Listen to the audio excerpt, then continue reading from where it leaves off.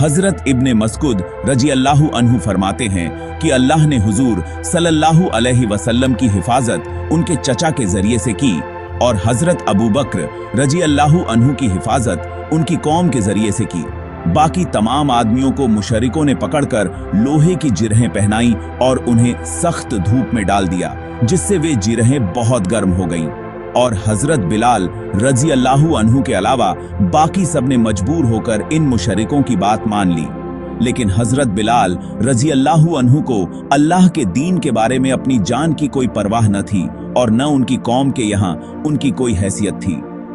मुशरिकों ने हजरत बिलाल को पकड़कर लड़कों के हवाले कर दिया, जो उन्हें मक्का की गलियों में चक्कर देते फिरते और हजरत बिलाल रजी अल्लाहु अन्हु के गले में रस्सी डालकर मक्का के दोनों पहाड़ों के बीच घसीटते फिरते।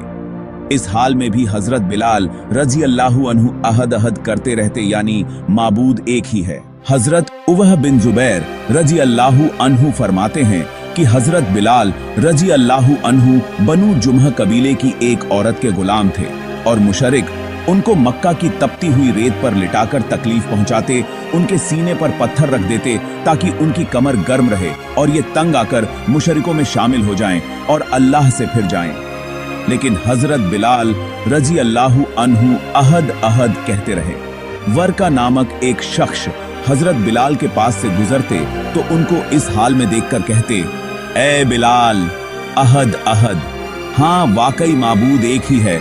और फिर मुशरिकों से कहते, अल्लाह की कसम, अगर तुमने उनको कत्ल कर दिया तो मैं उनकी कब्र को बरकत और रहमत ए खुदाबंदी की जगह बनाऊंगा। इब्ने इसहाक से रिवायत है कि जब दोपहर को तेज गर्मी हो जाती तो उमैया हजरत बिलाल रजी अल्लाहु अन्हु को लेकर बाहर निकलता और मक्का की पथरीली जमीन पर उनको कमर के बल लिटा देता। फिर वह कहता कि एक बड़ा पत्थर उनके सीने पर रख दिया जाए। इसलिए एक बड़ा पत्थर उनके सीने पर रख दिया जाता। फिर हजरत बिलाल रजी अल्लाहु अन्हु से कहता, तुम ऐसे ही इन तकलीफों में पड़े रहोगे यहां तक कि या तो तुम मर जाओ या मोहम्मद का इनकार करके लात और उज्जा की इबादत शुरू कर दो। लेकिन हजरत बिलाल रजी अल्लाहु अन्हु इन तमाम तकलीफों के बावजूद अहद अहद कहते रहते कि माबूद तो एक ही है।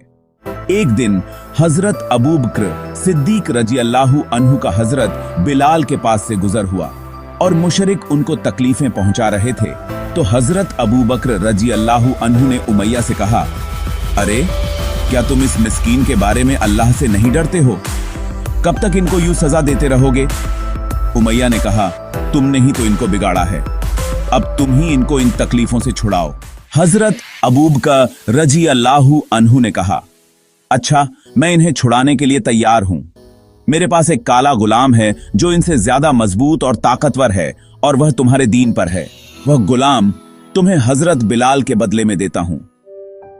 नाजरीन, जो दीन हम देख रहे हैं वो हमें इतनी आसानी से नहीं मिला। सहाबा ए किराम ने उसके लिए ना जाने क्या क्या तकलीफें उठाई हैं। इसलिए दिल और जान से अल्लाह का शुक्र अदा कीजिए कि हमें मां की गोद से ही इस दीन में पैदा किया। नाजरीन, जाते जाते आपसे दरख्वास्त है कि इस वीडियो को दूसरे लोगों तक पहुंचाइए, क्योंकि दीन की बातें आफे लोगों तक पहुंचाना भी एक सदका है। और हमारे चैनल को सब्सक्राइब जरूर करें। हम हर बार आपके लिए प्यारे नबी और प्यारे सहाबाओं की जिंदगी के ऐसे ही वाकये लाते हैं।